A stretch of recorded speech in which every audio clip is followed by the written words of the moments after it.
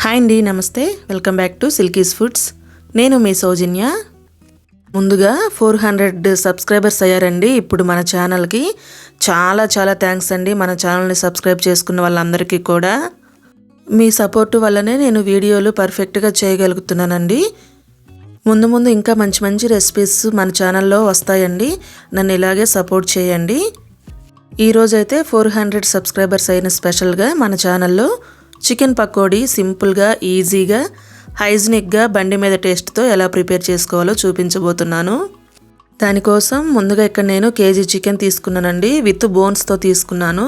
మీకు బోన్స్ అవసరం లేకపోతే నార్మల్గా తీసుకోవచ్చు. వాటిని ఇలా చిన్న చిన్న ముక్కలుగా కట్ చేసుకొని ముందుగా నిమ్మకాయ, ఉప్పు వేసి 2-3 సార్లు కడిగిన తర్వాత ఇలా వడగిన్నెలో వేసుకున్నారంటే అందులో ఉన్న ఎక్స్ట్రా వాటర్ కూడా పోతుంది. దానివలన చికెన్ మనకి ఎక్కువ ఆయిల్ పీల్చుకోకుండా ఉంటుంది. ఇప్పుడు ఒక మిక్సింగ్ బౌల్ తీసుకొని చికెన్ మొత్తం మ్యారినేషన్ చేసుకోవడం కోసం బౌల్లో వేసుకోవాలి. ఇందులో 1 స్పూను పసుపు, 3 స్పూన్లు కారం, 1 స్పూను పచ్చి ధనియాల పొడి, స్పూను కంటే కొంచెం తక్కువ వేయించిన జీలకర్ర పొడి, 1/2 స్పూన్ గరం మసాలా పొడి, మీ రుచికి సరిపడా సాల్ట్ కొంచెం తగ్గించే వేసుకోండి, 2 స్పూన్ల వరకు అల్లం చిన్నులపాయ పేస్టు, 3 స్పూన్ల శనగపిండి, 4 స్పూన్ల వరకు బియ్యపిండి. బియ్యపిండి మీ దగ్గర లేకపోతే కార్న్ఫ్లోర్ కూడా యూజ్ చేయొచ్చండి. ఒక బాగా పండిన నిమ్మకాయ విత్తనాలు తీసేసి పిండుకోవాలి.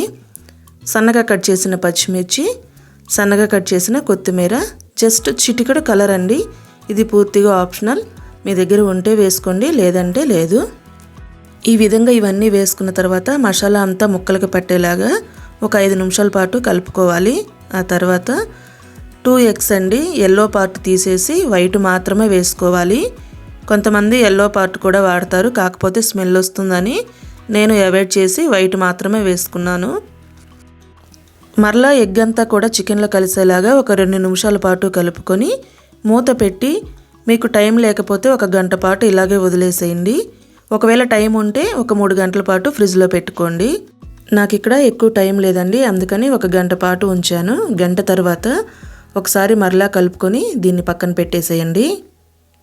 చికెన్ని డీప్ ఫ్రై చేసుకోవడం కోసం స్టవ్ వెలిగించుకొని స్టవ్ పైన కడాయి పెట్టుకొని డీప్ ఫ్రైకి సరిపడా ఆయిల్ వేసుకోవాలి. చికెన్ పకోడీకి ఆయిల్ ఎప్పుడైనా సరే మీడియంగా కాగితే సరిపోతుందండి. మీడియం హీట్ మాత్రమే ఉండాలి, అది గుర్తుపెట్టుకోండి. ఒకసారి ఇలా ఫస్ట్ ఒక ముక్క వేసుకొని చెక్ చేసుకోండి.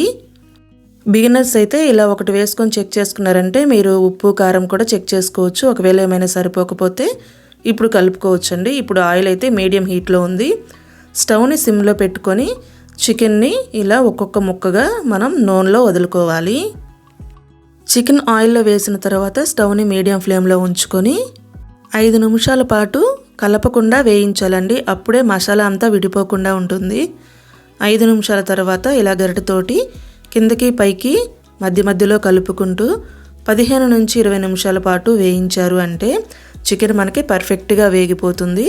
చూడండి, చికెన్ వేగిందండి. ఇప్పుడు అందులోనే కొన్ని పచ్చిమిర్చి, కొంచెం కరివేపాకు వేసుకొని వేయించుకుంటున్నాను.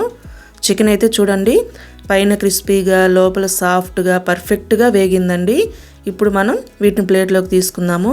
చాలా సింపుల్ అండి, చాలా నీట్గా, శుభ్రంగా, హైజీనిక్గా ఇంట్లోనే మనం చక్కగా మంచి రుచితో చికెన్ పకోడీ ప్రిపేర్ చేసుకోవచ్చు. రెండోసారి చికెన్ను ఆయిల్లో వేసేటప్పుడు ఒక 2 సెకండ్స్ పాటు ఆయిల్ని హీట్ చేసుకున్న తర్వాత వేసుకోండి. మిగిలిన ప్రాసెస్ అంతా కూడా సేమ్ అండి. ఇందాక చెప్పినట్లే ఒక 5 నిమిషాల తర్వాత మధ్య మధ్యలో కలుపుకుంటూ ఖచ్చితంగా 15 నుంచి 20 నిమిషాల పాటు వేయించితేనే చికెన్ లోపల వరకు ప్రాపర్గా కుక్ అవుతుందండి. అంతేనండి, చాలా సింపుల్గా చికెన్ పకోడీ ప్రిపేర్ చేసుకోవచ్చు.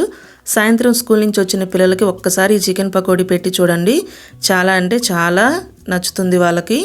ఇంకా ఆలస్యం ఎందుకు, మీరు కూడా ట్రై చేసి ఎలా వచ్చిందనేది కామెంట్ చేయండి, లైక్ చేయండి, షేర్ చేయండి. మరిన్ని రెసిపీస్ కోసం ఛానల్ని సబ్స్క్రైబ్ చేసుకోండి. Thank you for watching.